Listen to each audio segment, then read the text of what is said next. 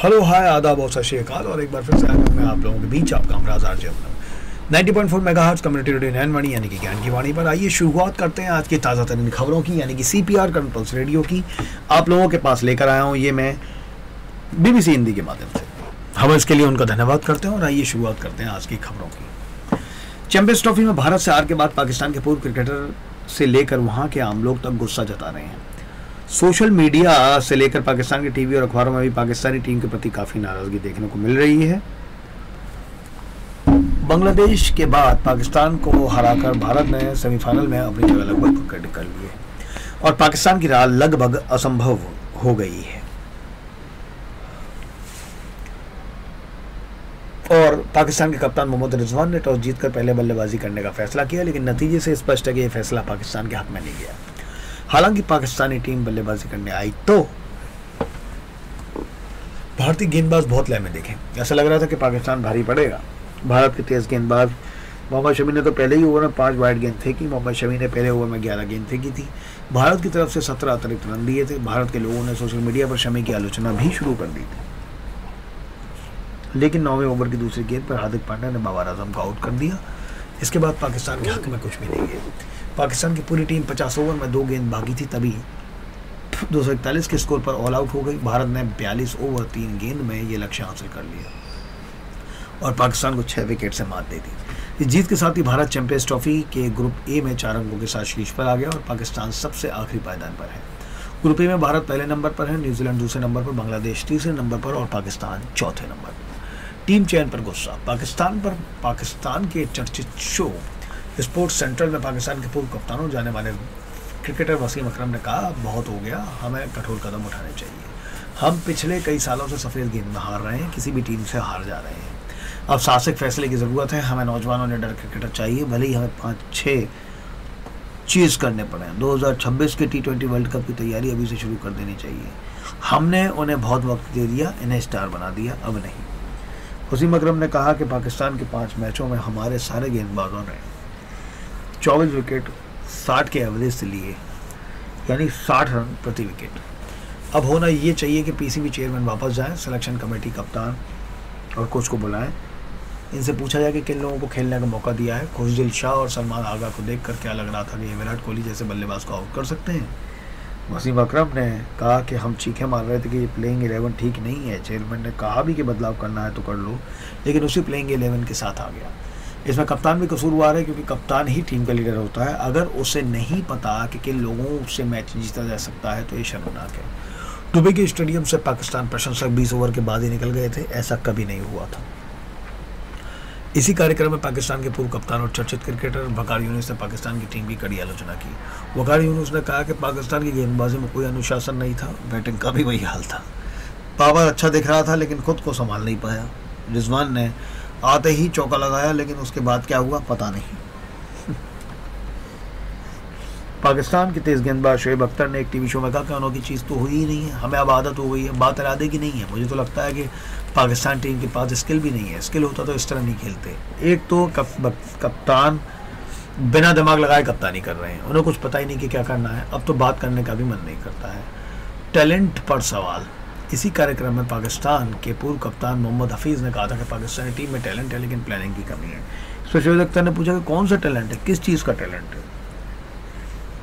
इसके जवाब में मोहम्मद हफीज़ ने कहा कि हम जानबूझकर एक अच्छा ओपनर नहीं रखते, जानबूझकर हम अच्छे स्पिनर नहीं रखा, हर बार सेकंड स्पिनर नहीं है, जो है वे अनियमित हैं, ये टीम का चयन ठीक नहीं था। अगर क्वालिटी स्पिनर होते तो स्थिति अलग होती। मुझे नहीं लगता कि उस पिच पर 241 रन का टारगेट बुरा था। इस पर शोएब अख्तर ने कहा, क्या हम बाबर और विराट की तुलना कर सकते हैं? क्या हम श्रेयस अय्यर और खुशदिल शाह को बराबरी में देख सकते हैं? क्या हम रोहित शर्मा और फ़खर जमा या रिजवान की तुलना कर सकते हैं? आप किस टैलेंट की बात कर रहे हैं? टैलेंट दिखता है, ना कि बातें करनी पड़ती हैं। स्टार कोई अंधेरे में नहीं बनता, बल्कि वो चमकता है। वकार यूनुस ने कहा, रिजवान और साउथ शकील के बीच 104 रन की साझेदारी हुई, लेकिन 144 गेंदों में इन्होंने 104 रन बनाए। वनडे क्रिकेट ऐसे नहीं होता है।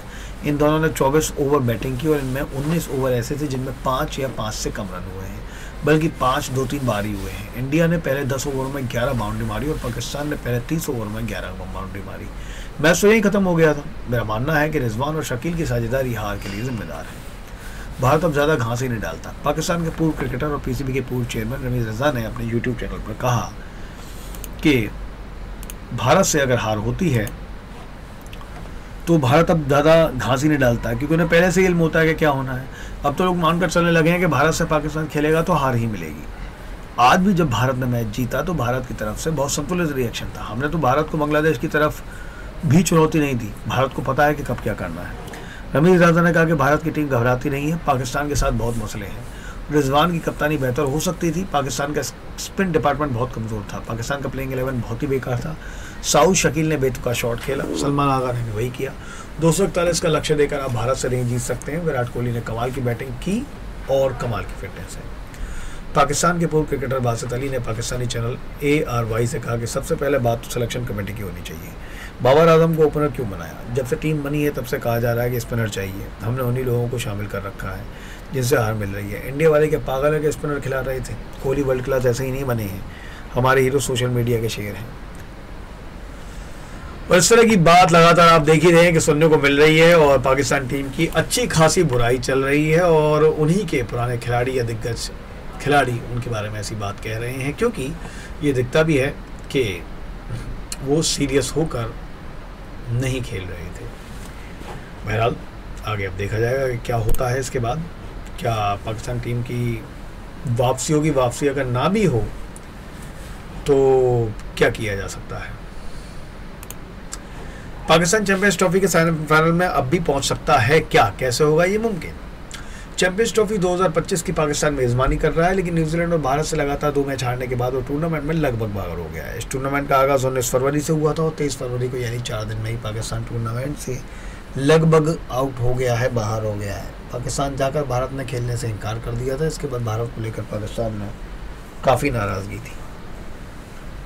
कैसे पहुंचाएगा पाक सेमीफाइनल में? सोशल मीडिया पर पाकिस्तान के लोग कह रहे थे कि इसका जवाब भारत को हरा कर ही दिया जा सकता है, लेकिन रविवार को दुबई में खेले गए मैच में पाकिस्तान भारत से 6 विकेट से हार गया।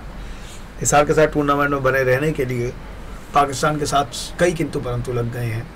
चैंपियंस ट्रॉफी में पाकिस्तान भारत के साथ ग्रुप ए में है, लेकिन अंक तालिका में सबसे निचले पायदान पर है। भारत शीर्ष पर है और न्यूजीलैंड दूसरे नंबर पर है। तीसरे और चौथे नंबर पर क्रमशः बांग्लादेश और पाकिस्तान है। 2 मैच हारने के बाद भी पाकिस्तान को सेमीफाइनल में जगह बनानी है तो 27 फरवरी को बांग्लादेश के साथ मैच में बड़े अंतर से जीत हासिल करनी होगी। इसके अलावा 2 मार्च को दुबई में न्यूजीलैंड और भारत के मैच हैं। इस मैच में भारत को न्यूजीलैंड के खिलाफ जीत हासिल करनी होगी, लेकिन इतने भर से ही काम नहीं चलेगा। न्यूजीलैंड के ग्रुप ए में 2 मैच बचे हैं और उससे दोनों मैच हारने होंगे। पहला मैच यानी सोमवार को बांग्लादेश से है और दूसरा भारत के साथ है। कुल मिलाकर न्यूजीलैंड को बांग्लादेश और भारत दोनों से हारना होगा। बात केवल हराने तक ही नहीं है, बल्कि बड़े अंतर से हारना होगा। इनमें एक भी नहीं होता तो पाकिस्तान इस टूर्नामेंट से बाहर हो जाएगा। यानी कि सेमीफाइनल में पहुंचने के लिए पाकिस्तान को अब खुद से ज़्यादा दूसरों पर निर्भर रहना है।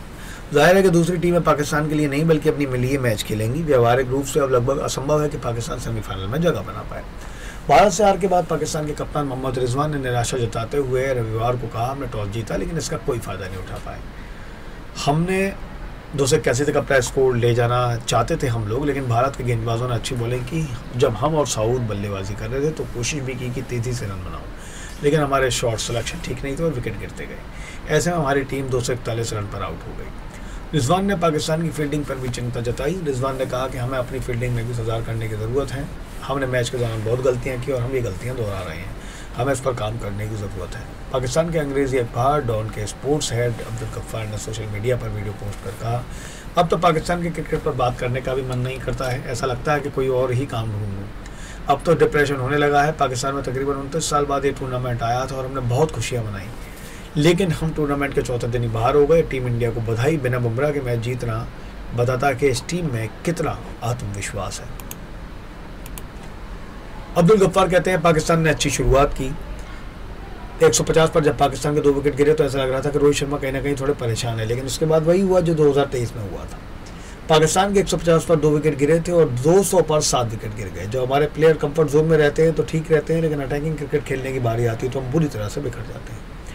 गफ्फार ने कहा 2023 में अहमदाबाद में भी यही हुआ था। वहाँ भी तकरीबन 150 पर पाकिस्तान के 2 विकेट गिरे थे और रिजवान के आउट होते ही हम 191 रन पर ऑल आउट हो गए।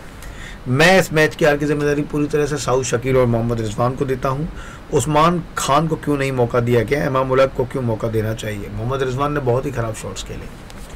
पाकिस्तान के पूर्व क्रिकेटर कामरान अकमल ने कहा कि पाकिस्तान में कोई ऐसा बल्लेबाज नहीं है जो बड़ी टीमों के साथ खेल सके। कामरान अकमल ने कहा पाकिस्तान का क्रिकेट अब वो नहीं है जैसा पहले था, अब हमारे पास वो स्किल नहीं है। 6 बैट्समैन की स्ट्राइक देख लीजिए, इनका नज़रिया देख लीजिए, बातों से हम बहुत आगे जा रहे हैं लेकिन स्किल में पिछड़ते जा रहे हैं। दुर्भाग्य से हिंदुस्तान के साथ हमारी कोई तुलना नहीं है। हमने 19 तारीख को चैंपियंस ट्रॉफी का आगाज़ किया था और 23 को ही हम इससे बाहर हो गए थे।